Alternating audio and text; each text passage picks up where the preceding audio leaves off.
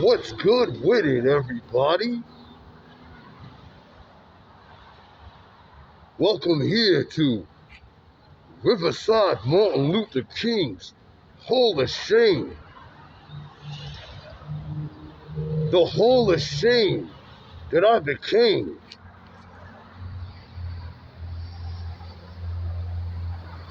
See that?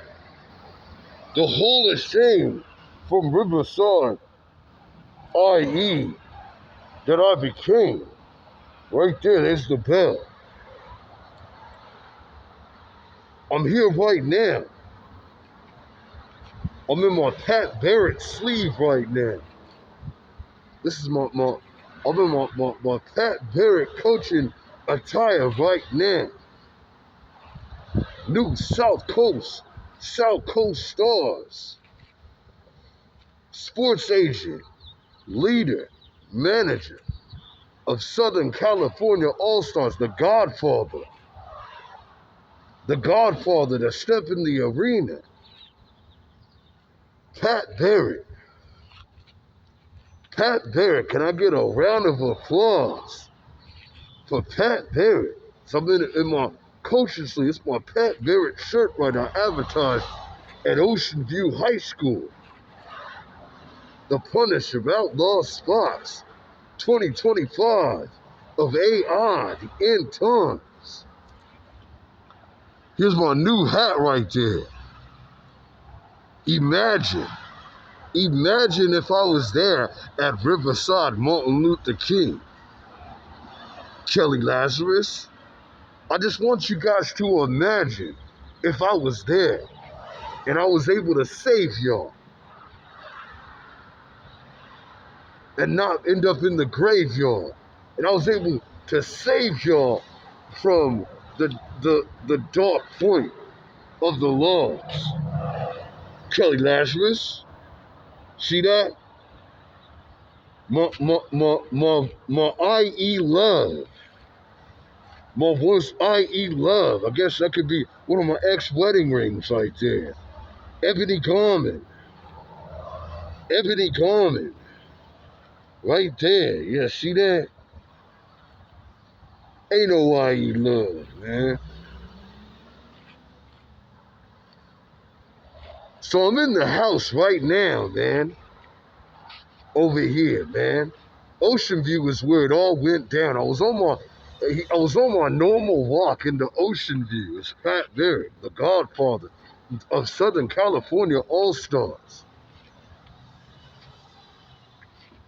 SCA was actually beaten by South Coast Stars. The South Coast Stars with Derek Glasser, James Harden's point guard at Arizona State.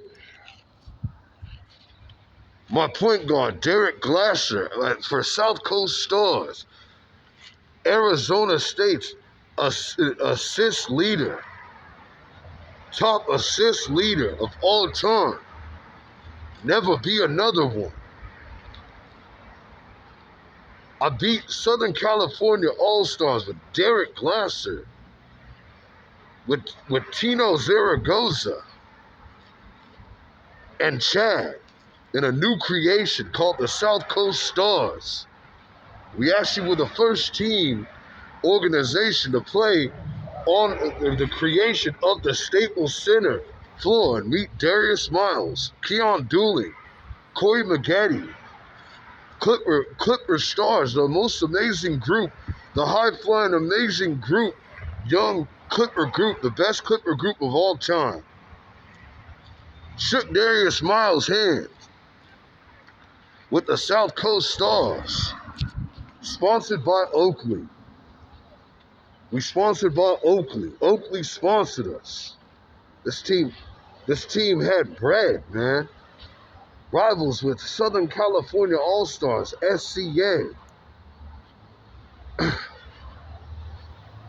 Patrick Williams in the corner, a high-flying act on the boards, rebounding, playing defense, lockdown defense, leaving from football games, football practice, straight to the Southern California All-Stars, Oakley Arena, hit it away. I believe it's in Mission Viejo. Thing was amazing, man. Just so much money was in this program, so much. And then once again, that monster of basketball, that beast of basketball, Satan had to ruin it all. We had too many holdbacks. Couple of holdbacks. I was held back for true disabilities. We had too many holdbacks, so we missed nationals. And people were jumping the ship and going over to the SCA All-Stars on us, and that was it. But this was an amazing team that could have went very far. But that's how everything had broken up. It's kind of like that Fab Five situation with Michigan, with Chris Webber, and what was the other one? Who was the other one? Jalen Rose, and forgot the other good one. Forgot the other good one. You know, they had that five fab of freshmen, and then they got caught up at the end of the year with some gifts and trouble. Yeah, trouble had went down. So we had to miss the Nationals. We couldn't get to Nationals, and SCA took over the national situation on us. Actually, I went with the Razorbacks. We got our butts handed to us. It's crazy. But I went to Nationals, Florida. This was in the 7th grade, on my way to Riverside. I moved to Riverside and went to Amelia Earhart the next year to amaze the scene. Be all over the rim. I tore the rim down. I was the highest jumper in the school. I amazed and wowed the scene. Marvin was a senior. Marvin was a senior at Martin Luther King High School. And I was an up-and-coming freshman. I'd wowed the scene. I was in the 8th grade at Amelia Earhart, hanging on the rim, grabbing it with 2 hands, catching all the youths, the only highest jumper, the most amazement. Then all of a sudden I get to this campus, all of a sudden I get over here to this campus, and it all just dies out. To the back of the bench, they bury me to go put their favorite product in the game because he was 6'7". He was only Kobe Bryant's height. This was Kawhi Leonard before there was Kawhi Leonard, which was Drew Smith. That was the politic, and they sat me. Kay Lazarus remembers this. She remembers this. She knows this well. They sat me way back at the bench. I mean, I was way back at the bench, hardly even playing. They were playing all these seniority politics. I could have played. I could have helped the team, and we could have went further. But instead, Coach kind of got scared and wanted to play his politics with the seniority, so I had to wait my time. So, but I could have went to about 100 other high schools and been in the lineup, been playing at the Pond, made it to CIF as a freshman. Could have started as a freshman at many other high schools.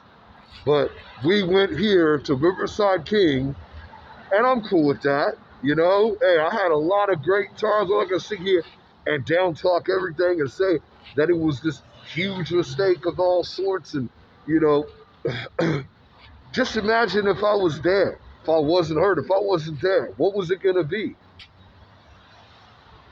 So it has to be ruined. It's ruined. It's a ruined situation without me. That's mine. That should be mine. That should be my jersey retired in the arena. Okay, because I was better than Marvin Lee, and I can prove this to you guys. I can prove this to you guys. The truth of the matter, of it all, the flaws that were going on with this menace character, this character who was showing up, okay, distracted with his inner problems, carrying his inner demons to get high before games. And he had all the talent, he had the skill, but he is what he is, man. You know, look, the jersey is worth being retired. You know, Marvin's jersey should be retired. Okay, he opened up Riverside King He was the main guy. He was the main scorer. He carried them state. He was the main guy scorer. But all around, what was he? What was he? Okay? He was a ball hog. He had to hog the ball. He didn't. What was he on defense? Where was his defense at? What about rebounding? What about making this team better? Okay? He had to finally decide to pass the ball his senior year. Because junior year, he was just throwing the ball up from half court and cussing Sweeney out and dancing around. Then he's over coming out to East Side as came back. Yep, some Crip anthem. Bunch of crabs you guys all are. Comes to find out that you guys are all, this is a crab area full of a bunch of Crips. I'm walking into an arena full of a bunch of lobsters and Crips. Okay? I'm entertaining, and I'm going to be the star. I'm going to be the star of Larry Garmin. In my Pat Barrett sleeve. Right now, I'm about to tell the story of what went down over here at Ocean View. I'm going to tell the story of what went down over here at Ocean View when Marvin came in and stumbled in from Pat Barrett's standpoint. Stumbled in to the arena. It was like the scene in Hoosiers. It was like in Hoosiers where he had showed up and he was drunk on the sideline. He was out of it. He showed up in the arena to play basketball and was throwing up bricks. He was locked down. He was shut down. It was absolutely a shame of it all. Marvin was locked down. It was redemption. He wasn't in his right frame of mind. He was on drugs, and he was done. To where he is now, a disappeared ghost of the campus, of it all, of amazing. Being shipped to Pepperdine.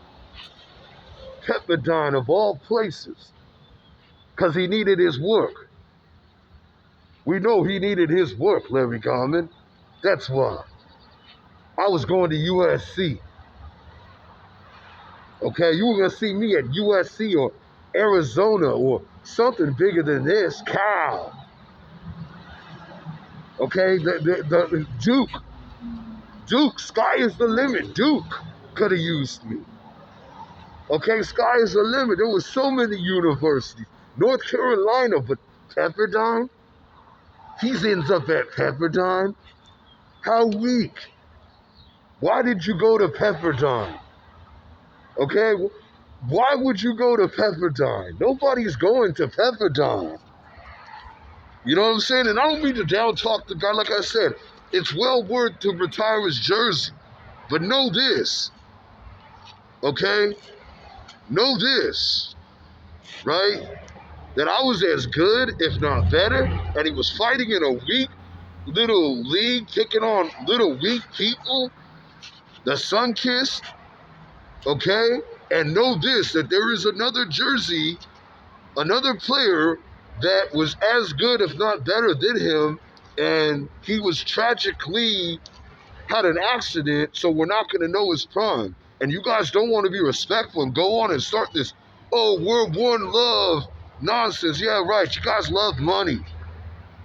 You guys love the money that the devil is bringing to you. It's sitting at your table to be talking this stuff with your little love gear. And man, look, this is the movement. Riverside Martin Luther King's Hall of Shame. This is the style. This is the reality. You guys can go beyond that nonsense all you want. I'm not joining the IE loves, man. To the death of me, man. I'm outlaw, outcast, outlaw spots. I'm not doing that fake nonsense with Justin Hudson. He's on some nonsense, man. That's what he's doing, man. He's running off now, and he's hiding from me, and he don't want to talk to me, and he's being straight up just on some nonsense. Just us every day was telling me next year this was going to be your squad. He told me that every day. He said, next year, it's going to be your time to shine. And now look at this guy. He's off, running off to go hard. To go hard and be gone somewhere. Cheap and convenient for himself. Justin Hudson, talking this one love IE stuff. The IE nonsense and Colin Brown. Number 15, Colin Brown, the Hall of Shame.